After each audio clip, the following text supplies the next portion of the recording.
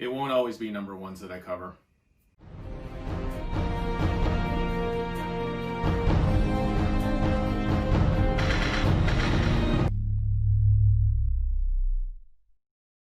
Welcome to Star Joes. I'm your host Ryan, and today we're going to be covering Transformers Galaxies number 7. As you heard me say in the intro, I won't always be covering number 1 issues. They just obviously make sense a lot of times. It's a good starting point. It's a good jumping on to really do a review.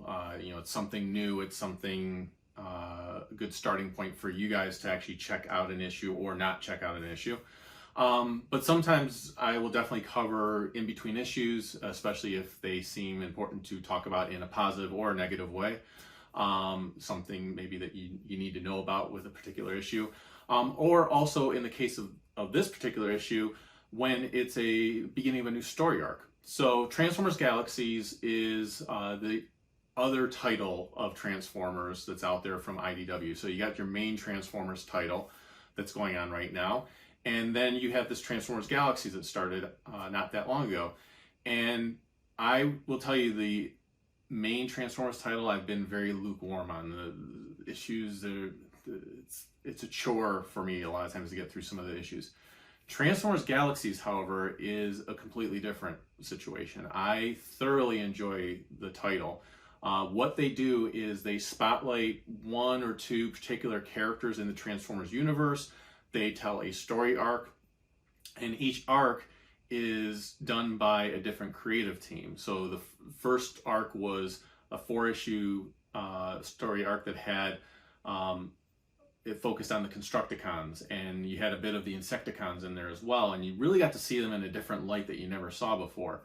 Then the next was a 2-part story that focused on Cliffjumper, and it really played into the fact that people confuse him with Bumblebee sometimes, and there was reasons behind that and everything else, and that was a really good story. Now we have issue number 7 that starts a new arc, which is called Gauging the Truth, and this is written by Sam Maggs, and the art is by Beth mcguire-smith. Now, both creators I was not familiar with in comics or anything like that before, so I wanted to look them up to get familiar with them. So Sam Maggs is a writer. She's a relatively new writer. It looks like she's written books and some video games and everything else, but she's also written some comics. So she's done Marvel Action, Captain Marvel from IDW and Marvel. It's a combination of the two publishers working together. She's also written a few books, and a lot of her stuff seems to be very female-centric, and this story is no different. This focuses on the female Transformers characters. I can tell you I have read the Captain Marvel, Marvel Action Captain Marvel, and it's a pretty good all-ages comic, and that's what it's intended to be. Beth mcguire-smith, also is not familiar with her. She's a British freelance illustrator. She has started working on the Transformers property, I believe what I saw was in 2019. So you have two relatively newer people, and I like having that fresh look at these properties. We had that with the very first story arc. Even though we had Livio Ramondelli working on it, we had Tyler, and I'm not going to even say his last name because I'm sure I'm going to butcher it, but he was new to ever writing a story in comics, and he did an amazing job. So I really was looking forward to reading this arc with a writer and an artist that I really wasn't that familiar with, and like I said, I thought they actually did a really good job. It starts off with this character named Gage, and the story is called Gauging the Truth, so clever spin on the title there. And Gage is a new character in the Transformers universe. Gage first appeared in the new Transformers run that's out there right now. So we have a new writer, new artist working with a new character, so it kind of all works together. But Gage is a member of the Reversionist faction of the Cybertronians, and that's also relatively new. That's pretty new in it just became established in the IDW current run of Transformers. So we have all this new stuff going on, but she's getting these signals that no one else is really seeing, and it's sending her messages, and this really ends up being like these reversionists really are like a cult. They believe that Primus is actually built into Cybertron, and Cybertron is Primus, and when they die, that they should be melted down to become part of Cybertron again.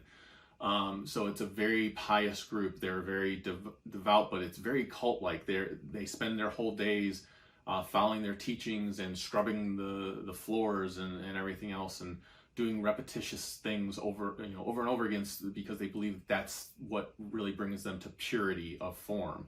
But Gage really starts questioning that, because she's getting these signals of something else being out there, and she's starting to realize that those that she thought were looking out for her really aren't.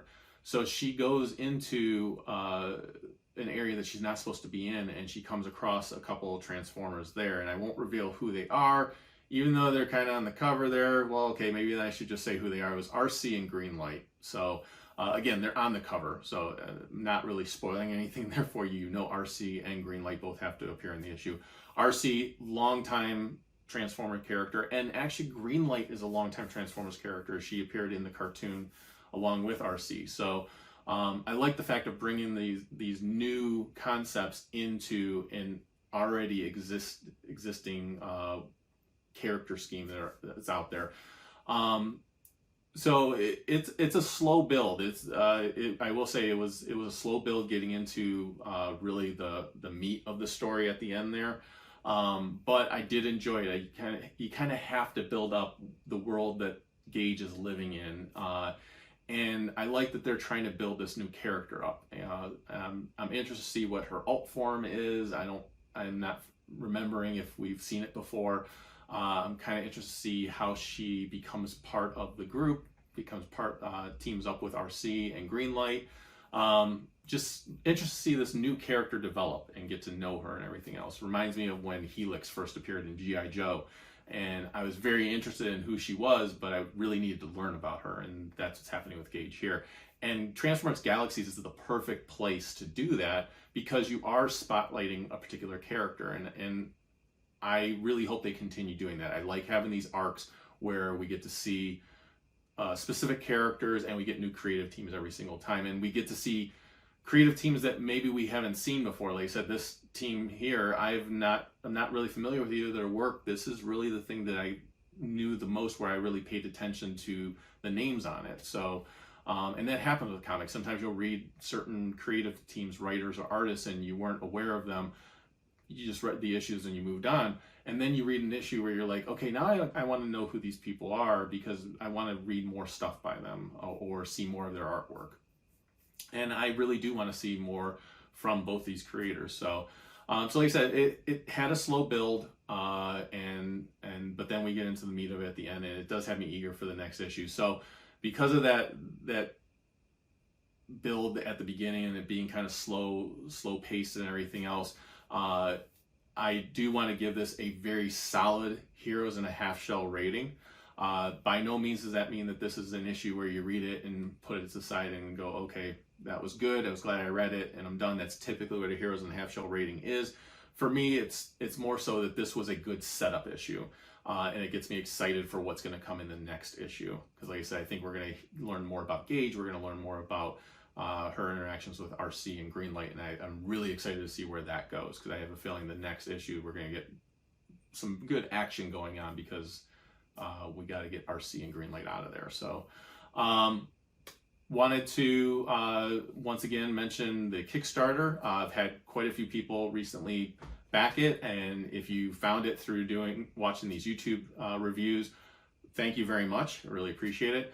As I mentioned in past episodes, I'm going to spotlight a different member of the creative team. This time I want to spotlight Mr. Ross Hughes, who is our colorist. Ross was referred to me by someone that I knew in the industry. Reached out to Ross. He was very happy to come onto the project, and he brings a life to Joel's artwork that is much needed for his artwork. His artwork is dynamic, and his artwork is fun and lively and detailed, and I needed somebody that could bring that type of energy in the coloring work as well. So that's what Ross does. He has this bright coloring to his work. He does some tones and changes, and knows how to breathe life into characters. He really brings different skin tones and everything else to the different variety of characters that we have, so that they really stand out and are highlighted and are noticed. And I can't say enough great things about him. He has been an absolute joy to work with, as has everyone on the creative team. And I'm looking forward to seeing what we do with the rest of the issue. So thank you very much for everyone who's backed it. We have just a couple more days left. So if you haven't checked it out, please do so. As I had mentioned in the last episode, I'm putting out these episodes pretty much every day right now until the Kickstarter is over. And then once the Kickstarter is over, by no means am I going away. I'm going to be then going to a once a week release, maybe sometimes twice a week where I can. I will be covering some past issues, so you might see stuff that you're like, wait a minute, that came out 2 years ago, 3 years ago, 5 years ago, 10 years ago. I understand that. I just never had a chance to review it with you guys, never had a chance to talk with you guys about it. So watch the videos and then let me know in the comments what you think about them. I really want to know what you guys think about Transformers Galaxies. Do you like the fact that they're spotlighting different characters each time? Have you been enjoying it all along? Let me know in the comments below. Also, I haven't mentioned this in recent episodes, but please, if you want to see more of these episodes, click that subscribe button, click that like button. It lets me know and it lets YouTube know that more people want to see these episodes, and it gets us out there. It gets more people to bring in on the conversation. So I really appreciate it. And with that, we'll go ahead and close the episode by saying the Force will be with you, because knowing us is half the battle. Take care, everyone.